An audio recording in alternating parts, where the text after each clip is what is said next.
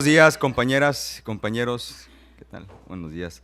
Público que nos acompaña, diputada Elisa Ayar, servidor diputado Omar del Valle, darles la bienvenida a esta rueda de prensa del día de hoy, martes 19 de noviembre, con el objetivo de platicar sobre la agenda legislativa, que es el tema fundamental que estamos trabajando en el Congreso del Estado, en vísperas ya de la etapa final, por decirlo así, del periodo ordinario previo a que cierre el 15 de diciembre, que inició el 1 de septiembre y termina el 15 de diciembre. Seguimos trabajando arduamente en los temas propios del Congreso.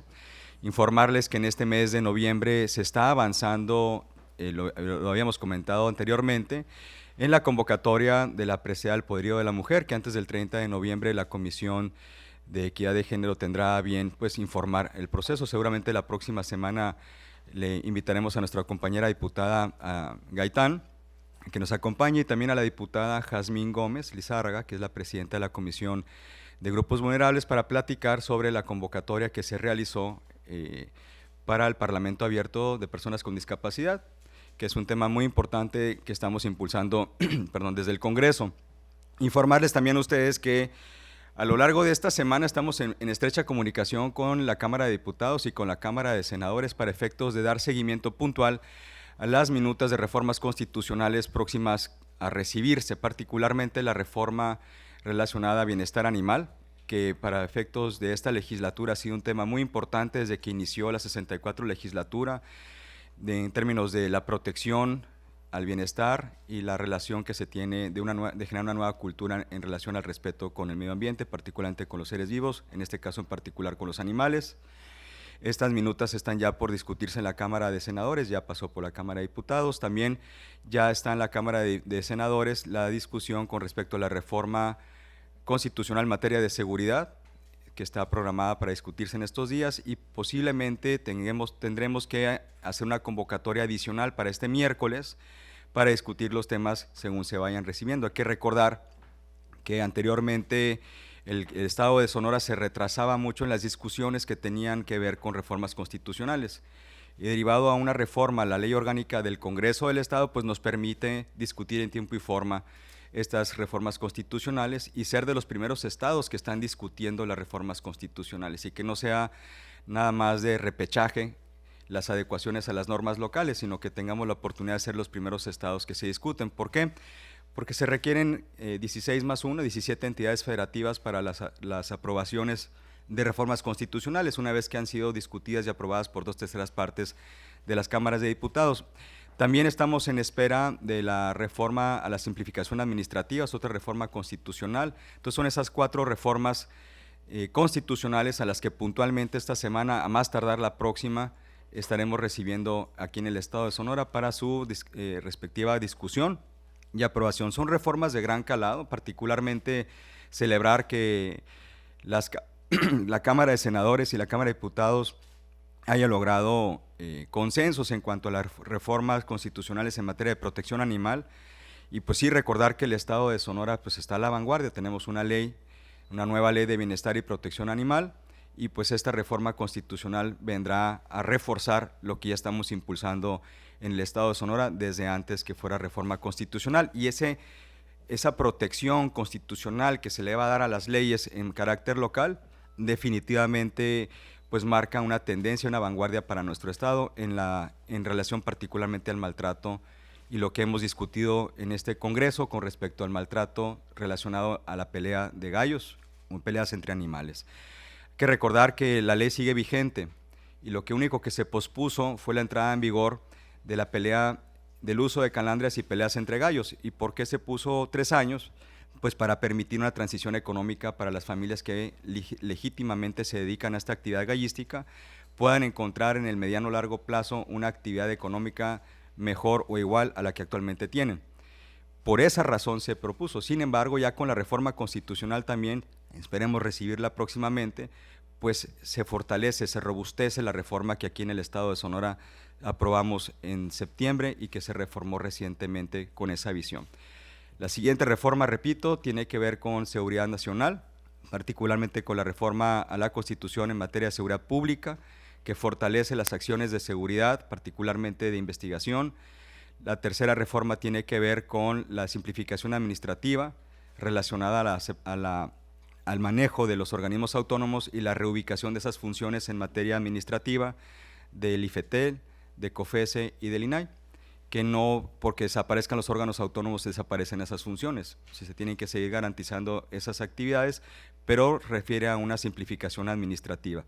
Y la otra tiene que ver con la prisión preventiva oficiosa, que amplía los criterios bajo los cuales se pueda emitir una orden de prisión preventiva oficiosa, y todo relacionado al fortalecimiento de seguridad y justicia, que el Estado mexicano pues demanda cada vez más y viene acompañado por reformas de gran calado en esa materia. Entonces, como Congreso, como presidente del Congreso y la mesa directiva, informarles que estamos en estrecha comunicación con la presidencia del Senado, con la presidencia de la Cámara de Diputados, para que en cuanto se autoricen esas reformas a nivel nacional, pues las podamos recibir y discutir en tiempo y forma.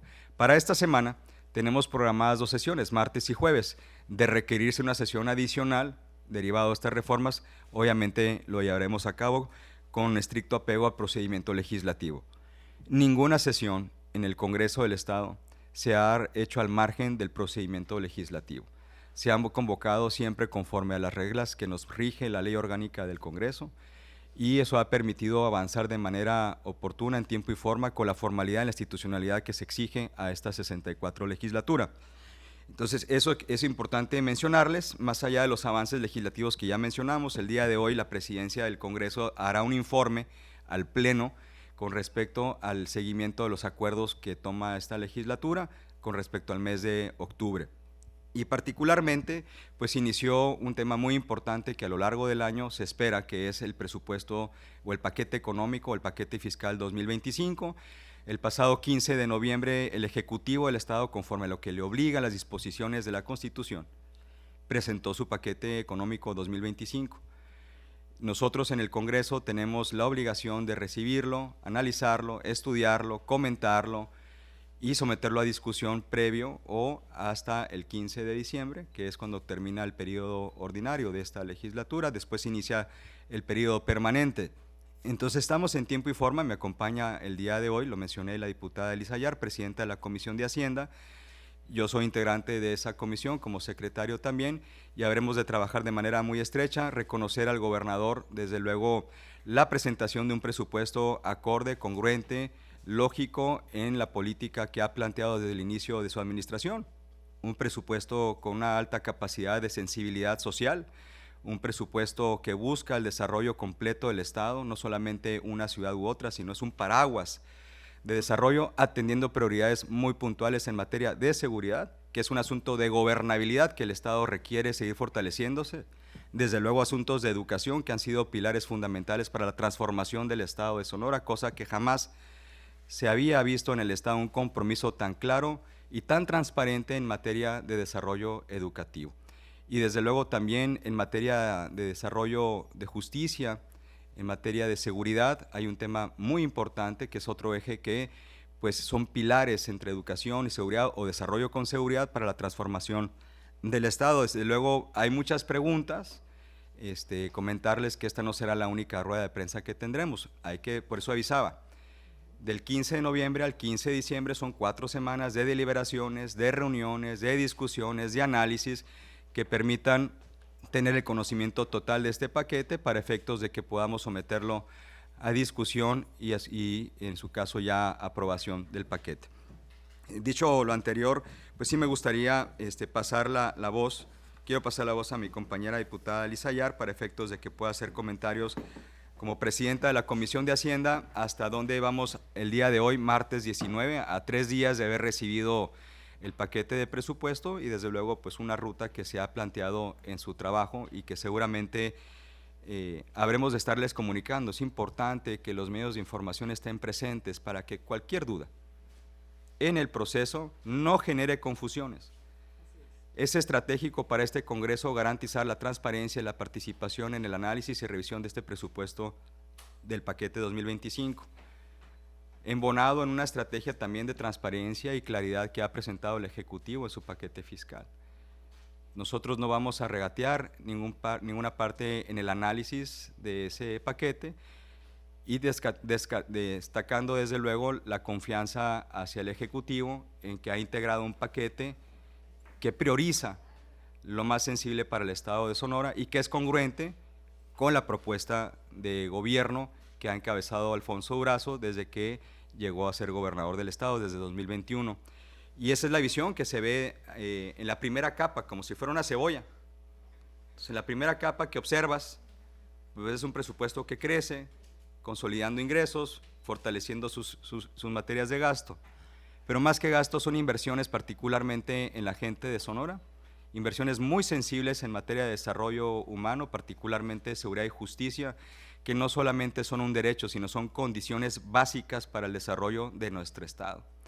Y en esa materia es de reconocer lo que se está planteando también por el sector empresarial en cuanto a las aportaciones adicionales para crear un fondo único en su materia, o similar con otros estados como el estado vecino de Chihuahua, pero que generan una bolsa de recursos específica, fiscalizable, transparente, compartida, dirigida al tema de seguridad y justicia y competitividad, que las deliberaciones se llevaron a cabo internamente el sector empresarial y que llegaron a un acuerdo de proponerle al Ejecutivo que incluyera en su paquete de presupuesto un fondo específico para seguridad, y eso genera, y hay que reconocerlo, genera certidumbre porque se ve un voto de confianza del sector empresarial sobre la política de gobierno de Alfonso Durazo, del gobernador.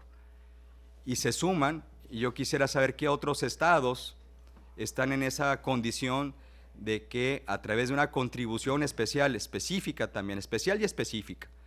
Especial porque es un fondo focalizado, y específica porque no es todo el sector empresarial, sino un segmento específico, para la contribución de competitividad y de seguridad, y que no va destinado a gasto corriente, sino va a la construcción de las fortalezas institucionales, de infraestructura, de capacitación, y que existe un comité técnico que supervisa, vigila ese gasto, de 24 integrantes, 20 del sector empresarial y 4 del Ejecutivo. Entonces, hay quienes han estado discutiendo y regateando ese tema, y yo creo que les ha de doler mucho a ciertas personas de que el gobernador y el sector empresarial puedan lograr consensos de cómo puede llevarse a cabo un mejor, cómo se puede fortalecer la estrategia de seguridad en el Estado, y ese es un reconocimiento que desde el Congreso en esa primera capa presupuestal llegamos a observar. Desde luego, el fin de semana se recibió también por parte de la Secretaría de Hacienda un comunicado con respecto a un alcance en materia de programación de gasto y de ingreso, que la diputada también comentará al respecto, y después pasamos a preguntas y respuestas para platicar tanto de la agenda legislativa que estamos impulsando desde el Congreso, obviamente también en la recepción de las minutas de reformas constitucionales y particularmente el seguimiento al presupuesto. Voy a pasar el micrófono a la diputada. Adelante. ¿Este es el mío? Sí, ese es el tuyo. Sí.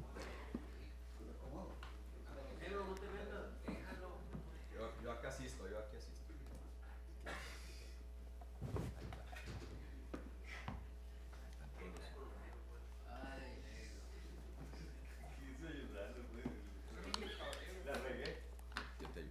A ver. No, muy bien, Negrito, muy bien. Muy buenos días, compañeros de mi profesión, comunicación. Me da muchísimo gusto que estén acompañándonos al presidente del Congreso y a una servidora como presidenta de la Comisión de Hacienda de aquí del Congreso del Estado. Como lo dijo ahorita el presidente Omar del Valle Colosio, recibimos en tiempo y forma el presupuesto, el paquete fiscal, el proyecto de presupuesto, porque el presupuesto hasta que ya esté aprobado, el paquete fiscal para el 2025, el día viernes, entregado por el secretario de Gobierno, Adolfo Salazar, y el secretario de Hacienda. Efectivamente, el proceso y la ruta de esta autorización que vamos a llevar dentro del Congreso es como cada año se viene dando.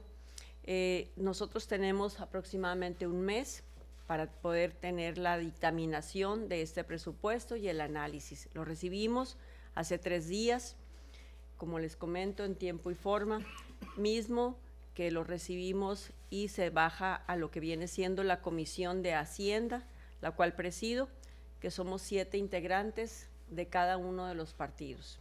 Integramos esta comisión. ¿Qué sigue después de esta entrega del presupuesto?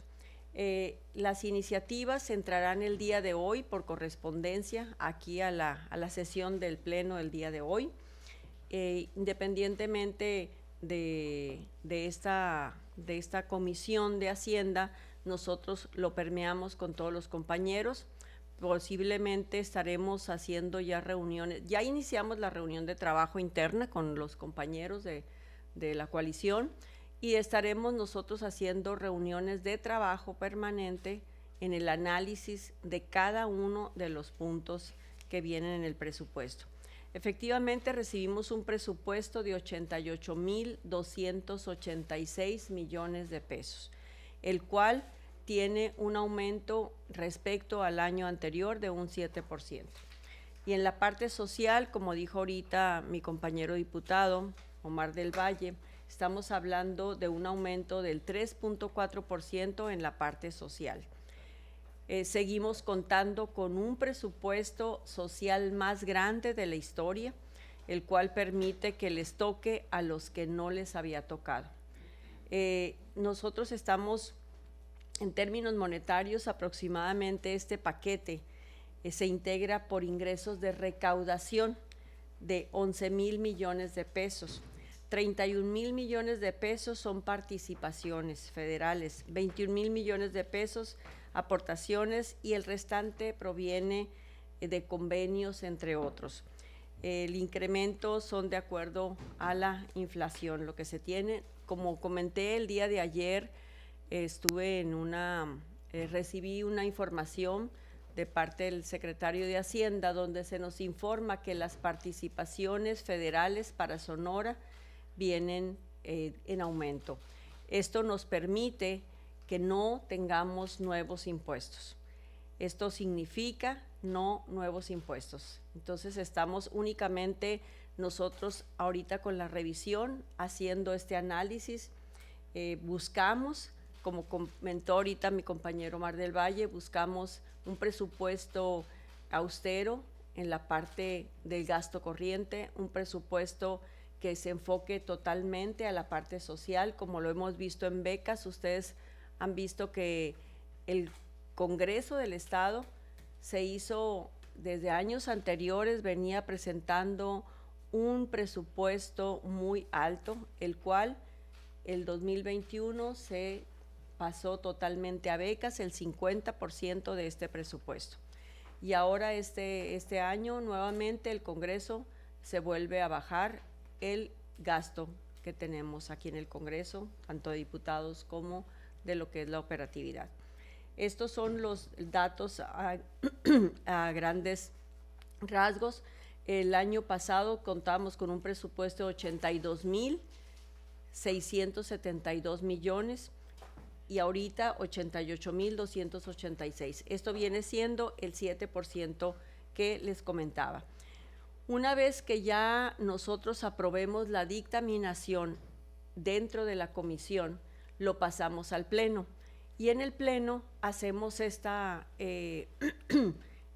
uso de la voz para todos los integrantes, y ahí es donde se puede aprobar y se inicia la discusión para la autorización de presupuesto, que creo yo que es un presupuesto que no tendremos ningún margen de que la oposición vaya a estar en contra, porque es un presupuesto que va directamente a la parte social. Es un presupuesto que estamos viendo ahorita a los empresarios sumarse a este proyecto. Yo vengo del empresariado, yo vengo de una cámara, de la Cámara Nacional de la Vivienda, que también se está sumando.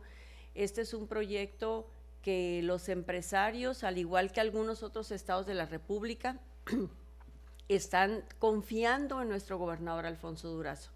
Y eso, en materia de confianza, nos da la tranquilidad de que podemos operar con un fideicomiso de 23 millones de pesos, el cual sería la aportación de ese 1% de empresarios que consten de a partir de 100 personas únicamente para esos empresarios, y es una aportación de manera que ellos hicieron la propuesta al gobernador, estos empresarios, de manera voluntaria, porque se quieren sumar, porque quieren estar con nuestro gobernador Alfonso Durazo de la mano, porque el empresariado siempre va a estar de la mano con un gobernante que cumple sus expectativas de desarrollo económico. Y lo estamos viendo en este momento, que se están sumando varios empresarios, la mayoría de ellos.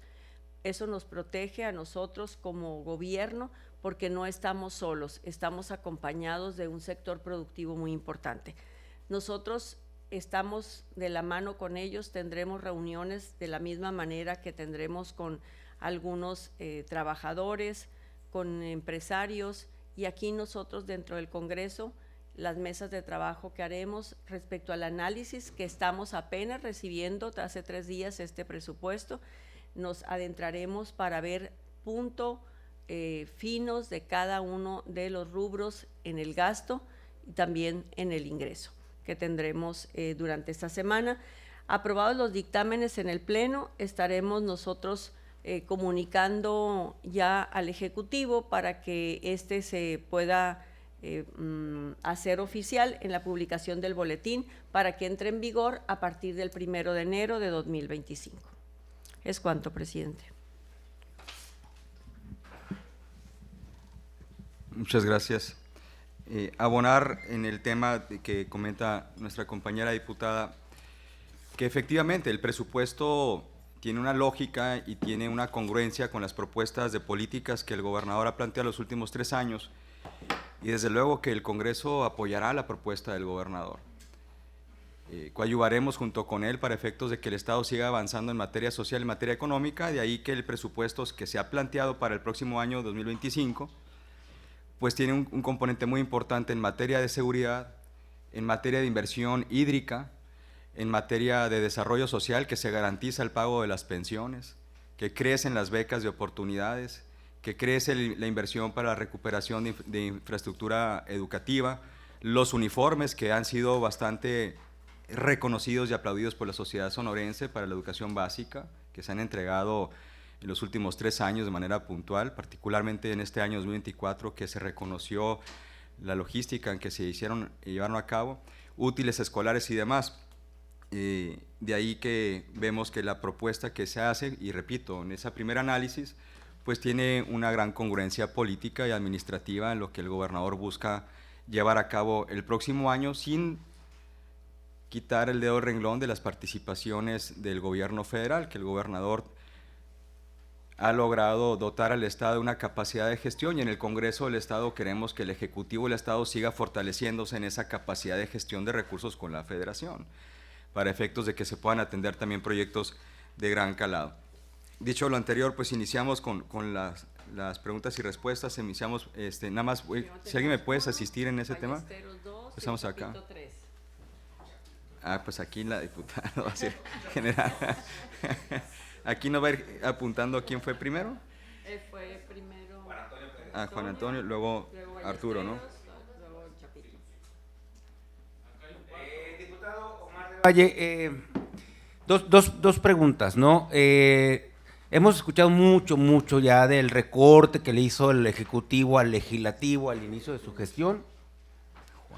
Mucho el recorte, ¿no? De los 500, pues ya nos quedó muy claro, ¿no? De la buena aportación, de la buena voluntad del Poder Legislativo hacia el Ejecutivo para las becas, ¿no? La pregunta sería, ¿no han encontrado todavía otras áreas de oportunidad en el cual pueden llevar este tipo de recortes similar a la que le hicieron al Poder Legislativo? ¿No han checado Poder Judicial, organismos autónomos o del mismo Poder Ejecutivo, ¿no? Hoy que tienen pues la tarea de revisar bien ahí este tema del paquete fiscal 2024, más cuando escuchamos al gobernador que mantiene todavía la promesa de incrementar significativamente el apoyo a becas por parte del presupuesto estatal. Sabemos el apoyo federal, pero el estatal todavía continúa el gobernador. Y la segunda y última pregunta sería en el sentido de… Híjola. Sí, de tanto… Ya me quedo con esa pues. Bien, Miren, el año pasado el Congreso llevó a cabo algunas adecuaciones al recinto y eso tuvo una inversión especial que para este año no se va a requerir. En el primer análisis que vemos del presupuesto es que el crecimiento de distintos órganos autónomos es al menos con respecto a la inflación, entonces prácticamente se siguen respetando los mismos presupuestos de 2024. Y hay un reconocimiento al resto de los poderes autónomos también que estamos trabajando en aportar en estrategias administrativas que hagan el presupuesto mucho más eficiente. Ahí es donde creemos nosotros en el Congreso de que si el presupuesto va dedicado a la transformación del Estado, en áreas estratégicas de salud, de educación, de agua, de seguridad, pues que ahí se dedique la parte del presupuesto. Yo creo que los sonorenses lo que menos quieren es ver crecer los presupuestos en materia burocrática y que sea mucho más estratégico el presupuesto. Entonces, ver que el presupuesto del Estado, nuevamente la propuesta indica un crecimiento del 4% en inversión social en su conjunto, pues eso es de reconocerse. Y en esa inversión social está también el tema de las pensiones, que por mucho tiempo no se atendían y se generaban rezagos en quienes tocaban la puerta al ISSSTE buscando una pensión o una jubilación oportuna. Parte de la modernización fiscal y financiera que vemos del gobierno del Estado es dar esa dirección administrativa, donde los poderes autónomos u órganos desconcentrados también de las dependencias, pues todas tenemos que estar trabajando de manera ordenada, buscando mayores eficiencias administrativas. Cada peso cuenta. 16 millones de pesos, por ejemplo, nos decía el secretario de Hacienda, una llamada. Es lo que se invirtió para que un conjunto de jóvenes sonorenses se fuera a capacitarse en semiconductores a Taiwán. ¿Quién va a ir a regatearle ese recurso al gobernador? Siempre y cuando no se pongan en riesgo las funciones de cada órgano autónomo, con el caso legislativo, ¿qué significa? Pues que sesiona el Congreso, tenemos la nómina garantizada, tenemos los servicios públicos garantizados, tenemos las comisiones integradas, tenemos el pleno funcionando, el edificio está en buenas condiciones. ¿Qué más ocupamos los diputados? Entonces, ahí es en la responsabilidad, creo que por parte del legislativo, de mantener un presupuesto en el orden del 2023, de 463 millones de pesos, que para el 2024 fueron 499. Entonces, ahí hay una reducción de 36 millones de pesos, que obviamente nos corresponde darle el seguimiento de su ejecución y puntualmente. Por ejemplo, podríamos nosotros argumentar que requerimos unas inversiones específicas aquí en el Congreso en materia que están pendientes, pero que no ponen en riesgo la operatividad del Congreso y que ese recurso mejor se vaya a atender la crisis hídrica del Estado. ¿Con qué cara iría un diputado a decirle a los yaquis, a los mayos, a los guarijíos, a los seris que no tuvieron agua por mucho tiempo, es que yo necesitaba recursos para modernizar mi edificio y no te pudimos dar dinero para un pozo, para una línea de conducción? Ahí es un tema también de ética y de responsabilidad en el ejercicio político y administrativo, y eso es lo que conduce a esta mayoría que estamos en coordinación y en armonía con la propuesta del Ejecutivo, en ese tema en particular. Adelante, Arturo. Ayer la presidenta de la Comisión de Fiscalización de Coparmex renunció porque considera que es anticonstitucional la contribución que se puede hacer adicional, aunque también la considero incongruente a ella porque cuando fue contralora, fue funcionaria, tampoco no renunció porque se puso el impuesto al común. Pero te da una idea pues de que no hay. Hablé con un exdirigente de Coparmex, platiqué con un empresario que estuvo en el Consejo de Seguridad Pública y como que los agarró fuera de base esta propuesta que no es del Congreso y no es del gobierno, es de ellos, pero repercute en sus empresas el subir a la nómina del 2 al 3 al 4% cuando ya el Estado capta 4,000 millones de pesos en ese aspecto, y aparte viene un recorte a nivel nacional en el ramo de seguridad pública, ¿no? O sea, creo que es un tema un poco polémico, no sé cómo la veas. Estuviste de este lado, estuviste en Canadem y sabes lo que es ser empresaria y tener que pagar impuestos adicionales, ¿no? Por un lado, no sé, está sobre la mesa eso, no sé cómo va a ser la reacción de ustedes, porque va a implicar a muchos empresarios que el año que entra viene muy difícil, tengan que poner más dinero. O sea, no sé, Es pregunta. Y segundo, sobre el sentido social del presupuesto, pues hay un problema social que también que se viene en el presupuesto, que es en el sector sur. Se recortó el presupuesto al sector agropecuario en varios miles de millones de pesos. Lo más probable es que la semana que entra, que se dé la reunión que se dio la semana pasada, no les vayan a dar dinero a los productores del sur de Sonora. Entonces, hablando de ese aspecto social, sí va a haber un redireccionamiento del presupuesto, porque miles de personas vulnerables de Chojoa, de Navojoa, del Choropo, del Yaqui, del Valle, todos se van a quedar sin empleo, se van a quedar sin comer. O sea, ¿qué va a hacer el Congreso en ese aspecto, ese presupuesto social, para ayudarle a todas esas miles de gentes que se van a quedar sin empleo, con esos cierres de negocios, con mucha gente que se va a quedar sin empleo en el sur de Sonora? ¿Qué va a hacer en el Congreso en cuanto al presupuesto en su sentido social? ¿Qué dicen? Gracias. Sí, Arturo, la primera pregunta te la voy a contestar yo, la segunda se la voy a pasar a mi compañero presidente. Efectivamente, yo vengo del empresariado y el corazón del empresario pues siempre permanece en uno, ¿no? La política para mí ha sido circunstancial, creo que la he hecho bien y seguiré haciéndolo, y sobre todo cuando tenemos la parte sensible de los dos lados. Y como tú dices, en esa parte de la renuncia de esta señora como integrante de una comisión, dentro de cada una de las cámaras existen diferentes comisiones, como aquí en el Congreso. Hay comisiones de seguridad, comisiones de fiscalización, diferentes comisiones. Había una comisión del Expocasa, por ejemplo, y etcétera, en cada una de las cámaras empresariales. Dentro de las cámaras empresariales tenemos estatutos, y esos estatutos son diferentes, los de Coparmex, a los de Canacintra, a los de CEMIC, a los de Canirac, a los de Canadevi, Canacope, etcétera. Entonces desconozco, te puedo decir los estatutos de Canadevi, desconozco los de Coparmex, pero ahí yo te diría, Arturo, que cada uno de los sectores, en este caso empresarial, tiene sus normas, sus reglamentos, sus estatutos, y dentro de las cámaras empresariales tienen sus políticas. Entonces yo creo que ahí nosotros como Congreso, el gobierno del Estado por otra parte también como poder, nos tenemos que mantener al margen dentro de esas decisiones internas empresariales, porque son decisiones únicamente de ellos. Desconozco si hay más fondo detrás de las decisiones de la señora, si fue la gota que derramó el vaso, etcétera. O sea, son muchos factores que puede haber detrás de. Entonces yo pediría realmente tanto que el Congreso y el Gobierno del Estado pues nos sigamos manteniendo al margen las decisiones empresariales que ellos tienen.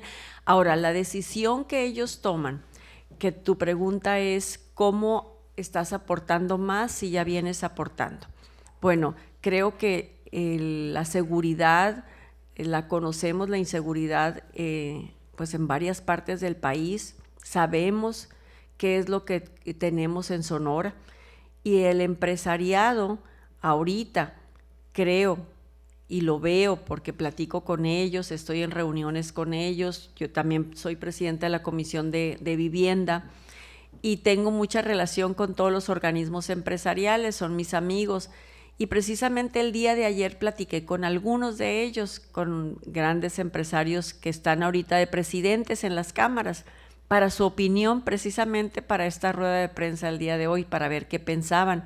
Y me dicen, Eli, estamos con todo, y estoy muy de acuerdo y estamos totalmente de acuerdo, es una propuesta que veníamos ofreciendo desde hace tiempo. Y esta oferta, nosotros que presentamos esta decisión, la habíamos presentado anteriormente, desde que inició Alfonso Durazo. Entonces creo que la confianza que están teniendo ellos ahorita en el gobernador es buena, porque quieren ir de la mano. Esa fue la respuesta. Te estoy diciendo mi respuesta, mi opinión como Eli Sayar, y te estoy diciendo la respuesta, Arturo, de empresarios a los cuales yo contacté el día de ayer. están muy convencidos, están muy seguros, saben, como tú lo dices, que es un sacrificio de la bolsa, pero saben que es la estabilidad social de seguridad en nuestro estado. ¿Cuál era la...? No. Miren,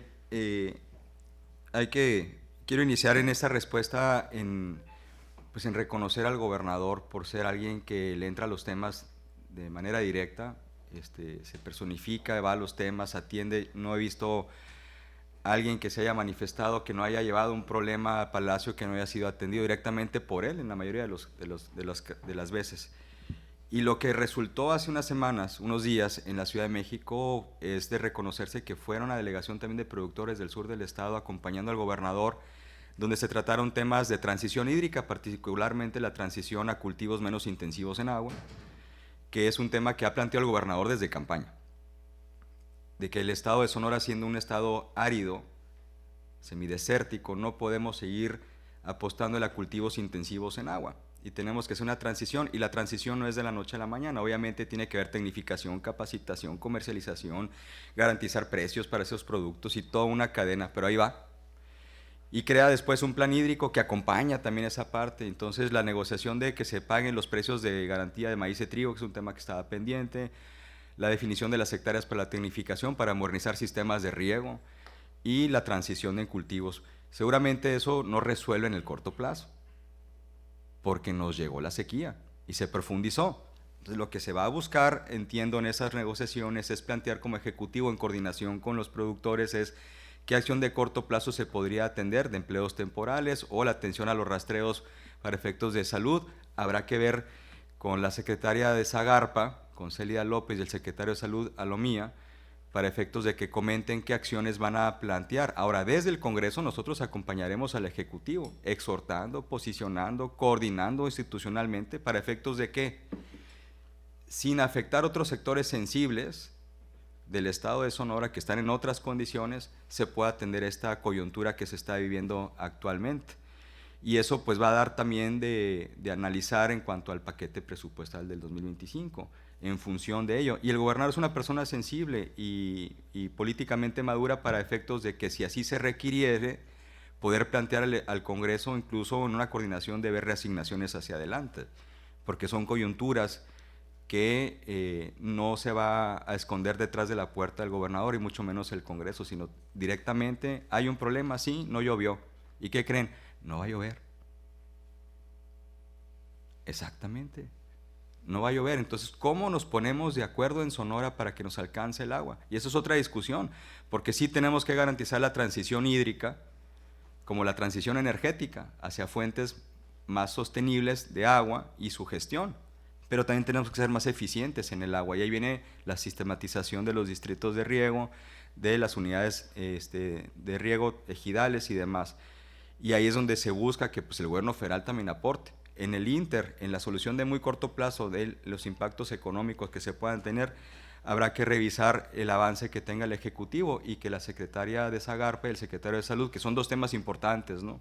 El de Salud, porque se plantea de que si hay áreas destinadas a riego que no se rastrean, puede haber un asunto de salud pública, pero por otro lado es los recursos que esperaban jornaleros trabajar en ello. Entonces son los dos frentes que tenemos que ver, y desde el Congreso nosotros desde luego hacemos un llamado muy respetuoso a estar en coordinación todos los diputados con el Ejecutivo, y eso es lo que se vivió yo creo en los días anteriores en Ciudad de México, de que Sonora manda una sola voz, de que no nos volteen a ver a Sonora que el gobernador por un lado, los diputados por otro, diputados de oposición por otro, los productores por otro. No, somos un estado que busca unidad y un reconocimiento a que como sonorenses necesitamos resolver el tema de agua, que nadie se quede al margen, que nadie se quede atrás. Pues además también es parte del proyecto político la inclusión de quienes nunca les había tocado. Entonces quienes no tienen una posibilidad real de una alternativa económica, pues hay que estar detrás de ellos, o sea, empujándolos para que les vaya bien, y esa es una responsabilidad política que tenemos que velar. Entonces, ¿qué vamos a hacer como el Congreso? En resumen, estar cerca de quienes pueden ser afectados. Segundo, estar muy cerca del gobernador y de sus áreas ejecutoras, Salud y Zagarpa, para efectos de que expliquen las acciones que pretenden llevar a cabo para atender ese tema. Y desde el Congreso hacemos ese exhorto de manera muy respetuosa y desde luego ponemos a disposición todo el legislativo para hacer las leyes que permitan que el Estado transite en materia hídrica. Porque es muy fácil señalar, pero ¿qué leyes están presentando, estamos trabajando para efectos de que en fomento económico, en fomento ganadero, en fomento agrícola, en 6 o en 10 años se logre esa transición en coordinación con gobierno federal? Entonces ahí es donde tenemos que estar poniendo nosotros también el lápiz a jalar para que podamos antes que temprano poder contar con ese marco normativo. Y el compromiso del Congreso es eso, y a partir también de estas ruedas de prensa informar qué avance tenemos en la materia. Es un asunto de informar y rendir cuentas. Adelante. Se retiró El Chapito ya se fue. Soto, se fue al otro evento. Sí, adelante. Bueno, perdón. Sí, habían comentado una pregunta por atrás y después acá enfrente. Y Fernando seguía de él, ¿verdad? Sí, No, seguía yo. César primero, ¿no? Sí. César, Fernando y la compañera. Oiga, diputada, a ver, no me quedó claro cuánto va a ser el recorte que viene del proyecto de paquete económico para el Congreso del Estado y si va a haber afectaciones en la operatividad del Congreso. Y lo otro es saber si también hay recortes para los órganos constitucionalmente autónomos. Sí, son 36 millones de pesos el recorte del Congreso del Estado. Y en los otros tenemos un recorte de, ¿cuánto es en los? Crecieron el mismo presupuesto del año pasado más inflación. Ajá, exactamente, y estamos analizando ya rubro por rubro en dónde están esos detalles. ¿Y los órganos constitucionalmente autónomos? De la información que se observa en el paquete es, por ejemplo, el Instituto Estatal Electoral tiene una reducción de 200 millones de pesos, obviamente porque no hay periodo electoral ordinario en materia de elección política, administrativa. En los órganos, por ejemplo, como el Instituto Sonorense de Auditoría y Fiscalización, la Comisión Estatal de Derechos Humanos, el ISTAI, todos permanecieron con el mismo presupuesto, traen un crecimiento menor al 4% un año a otro, garantizando desde luego el crecimiento salarial, que ese es el que sí se garantiza. El resto de los rubros, según lo que hemos revisado hasta ahorita, permanece igual que el 2024, entonces eso trae desde luego pues un beneficio en materia de flujo para atender otras prioridades. Pero no se afecta entonces la operatividad del Congreso. No se afecta. El presupuesto del Congreso en 2022 fue de 420 millones de pesos. De 824 millones de pesos, que es el presupuesto con el que cerraron en 2021, o el que se amplió antes del septiembre de 2021, 800 millones, fue la reducción de 400 millones 396, luego una adecuación de 24 millones, etcétera. Para el 2023 ya estaba en 440 más o menos, entonces el presupuesto de ahorita, que son 463 para ser específicos, es exactamente, atiende el crecimiento salarial, porque eso es un tema de derechos, y las aportaciones que cada quien tiene que hacer a sus sistemas de retiro y todo lo demás, en este caso son. Y en materia de otros rubros para gasto, pues hay una optimización donde el Congreso tendremos que hacer más con menos, ¿no?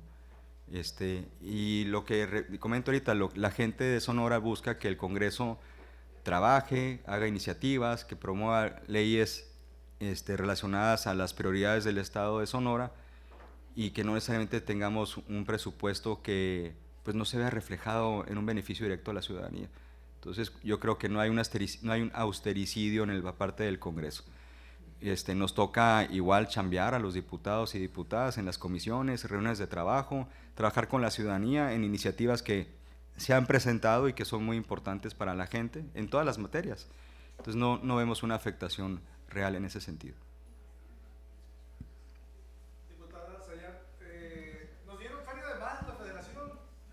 Sí, nos dieron feria. No, ¿verdad? pero ¿a cuánto asciende esa feria de más? Fíjate, ayer precisamente… ¿Y qué partidas afecta? Ayer lo comentaba con el secretario de Hacienda y son factores que en la marcha son factores donde ellos tienen que ver mucho con diferentes rubros. No es exactamente una cantidad, pero más o menos aproximado cuánto estaríamos hablando, que me comentaste ayer. 350 y 200.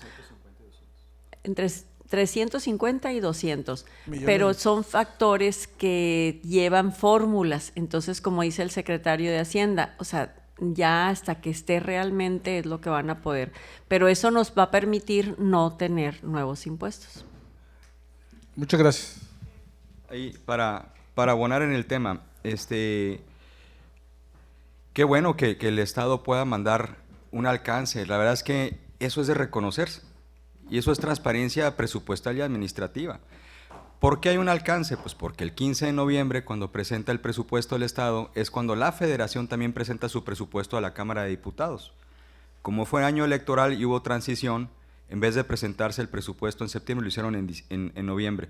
Entonces, ya al observar las participaciones que están programadas para el Estado, pues permite al Estado hacer más óptima su participación, y eso hay que reconocerla, porque el Estado pudo no haber mandado una notificación. Entonces, el hecho también de que el Estado manda un alcance al Congreso, pues es de reconocerse también. Es madurez política y es madurez administrativa. Es, oye, pues, hubo una adecuación, aquí está, no pasa absolutamente nada. Y si hubiese algún alcance hacia adelante que tuviésemos que requerir o según las reuniones que veamos hacia adelante en materia presupuestal, pues que así sea, ¿no? Adelante.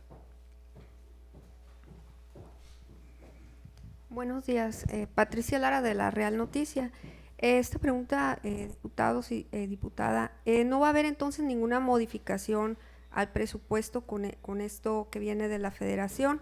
Y también en materia de vivienda, Eli, en esta nueva ley, esta reforma de ley de vivienda, ¿viene algo señalado acerca de las casas abandonadas?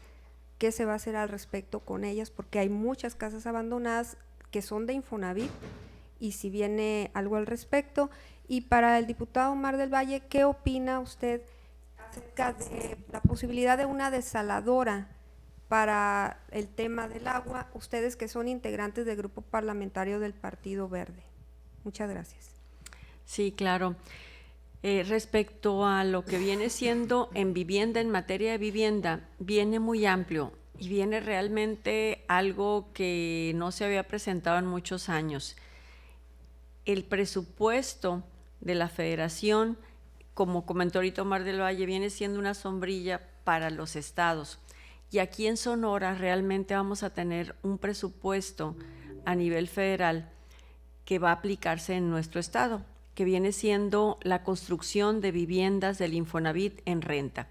Y esa construcción de vivienda le da la oportunidad a todos aquellos trabajadores que ganan alrededor de 4 veces el salario mínimo hacia abajo, que tienen la capacidad de compra, pero es una capacidad de compra chica, no alcanza para la vivienda, tienen ya los puntos. Estamos hablando que ahorita tenemos alrededor de 130,000 personas en Sonora que tienen los puntos y están alcanzando alrededor de 400,000 pesos, y les hace falta ese pequeño empuje que teníamos anteriormente, los subsidios. Que los subsidios, tendríamos un tema especial para hablar de los subsidios, porque se dieron de una forma muy diferente a como no se aplicaron como se deberían de haber aplicado. Es por eso que tenemos muchas casas abandonadas, como lo tenemos hoy. Tenemos empresas que ya no están como un Urbi, que conseguían a nivel federal ese tipo de subsidios, los aplicaban y después se cancelaban, y por eso quedaron tanta vivienda abandonada. Y esa gente que ni siquiera a veces sabía que tenía un crédito, le siguen cobrando ahorita, ni siquiera conoció la casa, y es una deuda que no está en mora, pero que tiene que seguirla pagando el trabajador, y no tiene tiempo de andar dando vueltas, y no puedes decir tú una vivienda yo ya no la quiero. ¿Por qué? Porque se dieron muchas situaciones en los administraciones anteriores, muchas situaciones.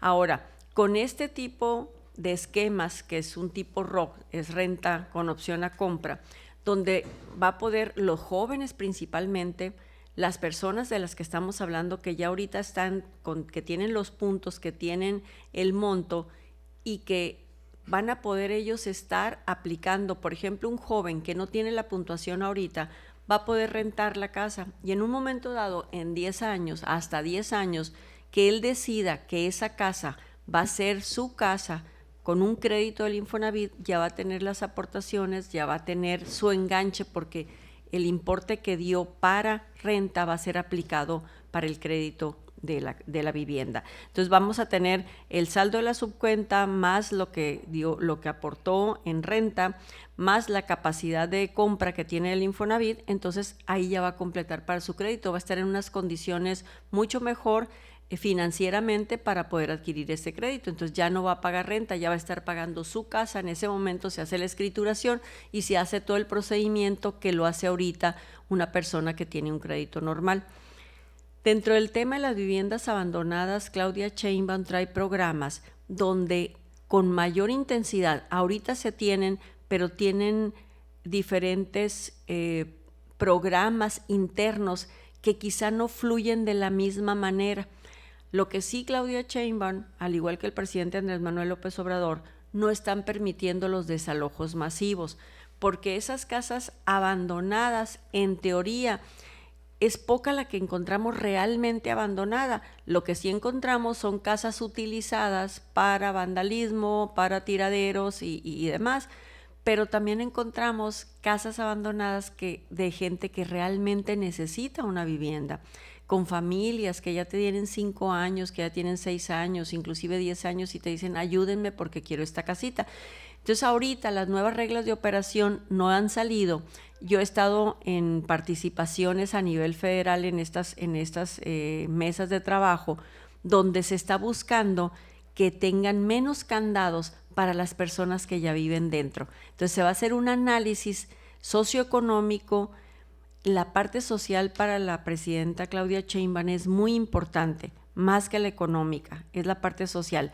Entonces, ver cómo el Infonavit, porque el Infonavit es tripartita, el dueño del Infonavit son los trabajadores, es el empresariado y es el gobierno, ver cómo no hay desfalco, porque también tienes que respetar de que no es Infonavit del gobierno propiamente, pero tenemos que respetar para que no exista un desfalco, y cómo podemos ayudar a esta gente, de la misma manera que se va a aplicar la renta. Entonces, se está buscando los esquemas, las reglas de operación se están trabajando, y van a venir grandes oportunidades para todas aquellas personas que ahorita están dentro de esa casa, así como para personas que tienen ahorita la necesidad, que no quieren rentar, pero quieren una vivienda, van a poder accesar más fácilmente a estas viviendas que las está recuperando el Infonavit, pero ya le están dando una opción a la gente que está viviendo ahorita en esas casas. No es un desalojo por completo, le están dando una opción para que él pueda adquirir esa vivienda, o vamos a tener el esquema en renta si esta persona ya está con pagando Infonavit, que ya tiene seguro social, se podría hacer de esa manera. Bien, con respecto, preguntaba el tema de la desaladora, ¿no? Pues yo estoy a favor de los proyectos que puedan apostarle a hacer una matriz de infraestructura y tecnologías, porque no nomás es meterle más aguas a las ciudades, sino también modernizar la infraestructura que las ciudades tienen y que por muchos años no se les ha invertido. Entonces, una de las causas por las cuales no tenemos agua es porque no se invirtió históricamente en unas redes y tecnología y medición y cultura del agua y todo lo demás. Y ahora el plan hídrico del gobernador impulsa todo lo contrario, o sea, impulsa a favor de que haya inversión, de que haya una transición hídrica, y eso es lo que refería ahorita en la pregunta que hacían previamente, que hablar de agua no solamente es el tema de infraestructura y tecnología, podemos hablar de contaminación del agua, podemos hablar obviamente de comercialización, tarifas, subsidios, etcétera, y cada tema que se habla de agua pues va a ser distinto de acuerdo a la perspectiva de quien la vive. No lo mismo los productores del sur del estado que los que están en el río Sonora, que los que estamos aquí en Hermosillo, que los que están en Nogales, que sí hay agua pero falta infraestructura, que los que están en Caborca que hay agua pero está más tecnificado, que el sur del estado que tiene menos agua y no está tecnificado. Entonces cada región tiene sus asegúnes. Las desaladoras, como cualquier proyecto, son viables siempre y cuando se atiendan los costos. Si son costos ambientales, se tendrán que garantizar de que se reduzcan, pero ya tenemos en Sonora un caso de éxito que es la desaladora de Empalme, que produce agua y se inyecta a Empalme y a Guaymas. Habrá que revisar o solicitarle a la CEA pues que haga un informe de cómo está financieramente el proyecto, porque es una inversión público-privada que el Estado paga ciertos recursos a un pedido determinado por metros de agua que se le están dando a esas dos ciudades. Y habrá que ver si se cumplieron los temas ambientales también, las inversiones en tiempo y forma, y que si se da el beneficio para el Estado, pues hay un caso ejemplar que habrá que replicar. Y que no es lo mismo Guaymas que Hermosillo y que el Golfo de Santa Clara, porque las condiciones del Golfo de California, entre más se estrecha, pues obviamente las concentraciones ambientales y de sales pueden ser distintas. Entonces, por eso es que ha habido también críticas o resistencias a poner desaladoras en esas zonas, por la parte ambiental, no tanto por la parte financiera. Entonces, todos los proyectos son viables siempre y cuando se atiendan los costos. Implementar desaladoras es una solución parcial, no total. Como lo que repito, tiene que ver, Sonora tenemos que lograr de que exista una matriz de proyectos de infraestructura, dependiendo de la región y tecnologías, pero un tema muy importante es que el agua tiene que dejar de ser política. Claro, se va a politizar siempre cuando no hay agua, y cómo la maneja cada municipio el tema de agua, y hasta qué punto estiran la liga también los municipios para que políticamente tener algún espacio de negociación, pero eso es malo. En el tema del agua lo que ocupamos es una visión como la que ha planteado el gobernador y nosotros desde el Congreso darle una cobertura jurídica para que en Sonora tengamos planeación de agua 30, 50 años. Ese es el reto. Y el gobernador dio el primer paso en noviembre del 2023, si no me equivoco, presentando su plan hídrico. Entonces tenemos que acompañar jurídicamente a que ese plan se visibilice y que independientemente de qué gobierno está, porque es un tema también que ha hecho el gobernador, pues el agua no va a tener colores. El agua es el agua, hay o no hay, o hay suficiente o no hay, y quién la está utilizando. Entonces, un punto importante, creo yo, en la parte política en el Estado, cuando estamos hablando del tema de agua, es cómo nos ponemos de acuerdo.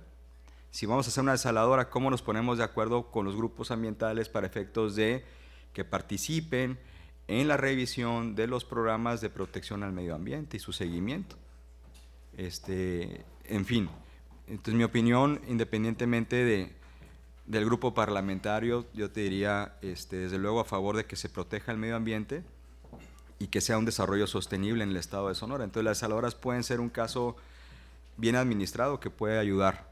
No es la única solución, pero sí podría ayudar, dependiendo de... sobre la mesa ese gran acuerdo político del presidente del Congreso del Estado para sentar a los sectores interesados, a la representatividad de la sociedad sonorense en la mesa? Pues ya inició, como presidente también de la Comisión del Agua somos diferentes integrantes y lo que estamos trabajando es justo en un tema de una agenda legislativa que permita que podamos tener una nueva ley de aguas, pero también en función de lo que se está planteando a nivel nacional, porque a nivel nacional se está construyendo una estrategia hídrica para poner orden y buen gobierno en el tema de agua, como tema marco, y tenemos que participar de esa discusión, porque si las leyes nacionales en gestión del agua siguen siendo centralizadas y las entidades tenemos menos capacidad de acción, pues entonces eso te disminuye el campo de trabajo. Lo importante es que nos sumemos a ese ejercicio de democratizar el tema del agua. ¿Cómo es el tema de democratizar el agua? Pues es que participamos muchos. Productores de vivienda, productores industriales, hoteleros, restauranteros, desarrolladores de parques industriales, la propia industria, distritos de riego, unidades de riego, si es infraestructura, si es tecnología, pues el tema aquí es la justicia hídrica, mi estimado Fernando, tiene que ser un consenso constitucional.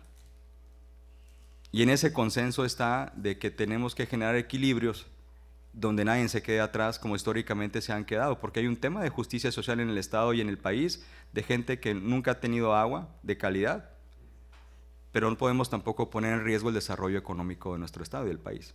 Ahí en esa dualidad es donde tenemos que lograr la política que ayude a transitar en el consenso, en el diálogo, para poder construir un consenso sonorense y que Sonora, en el mediano largo plazo, podamos decir que el bien más preciado del Estado es el agua.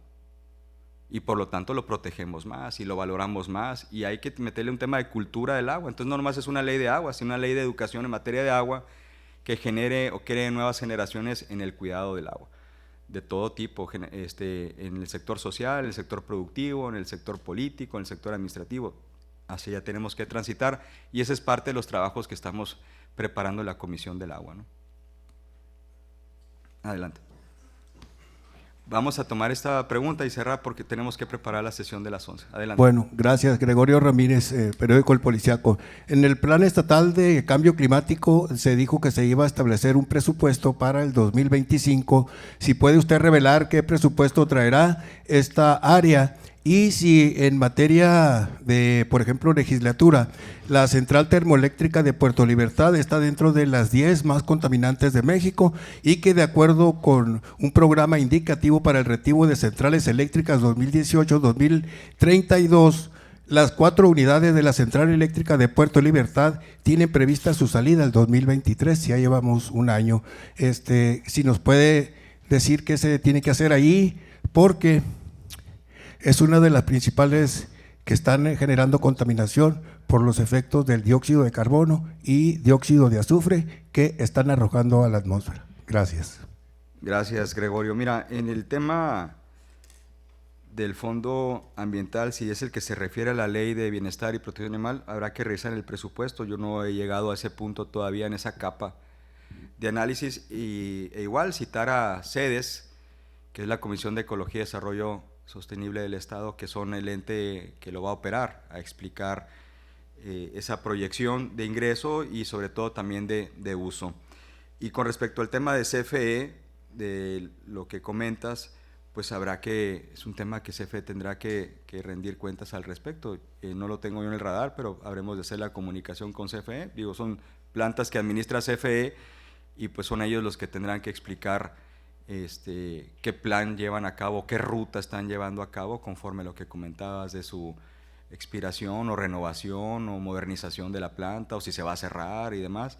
Y en el tema, desde luego, medio ambiente, que es lo que están atendiendo. Pero siendo una planta de CFE, asumo, si es, ¿no?, de CFE, pues CFE tendría que hacer las aclaraciones correspondientes y yo me llevo la tarea de averiguar porque no lo tenía en el radar. Muchas gracias. Nuevamente, muchas gracias a ustedes por acompañarnos en esta rueda de prensa y les invitamos a acompañarnos la próxima semana. Gracias, diputada. Gracias, señor presidente. Estas son de usted. Estos no. Estaban aquí.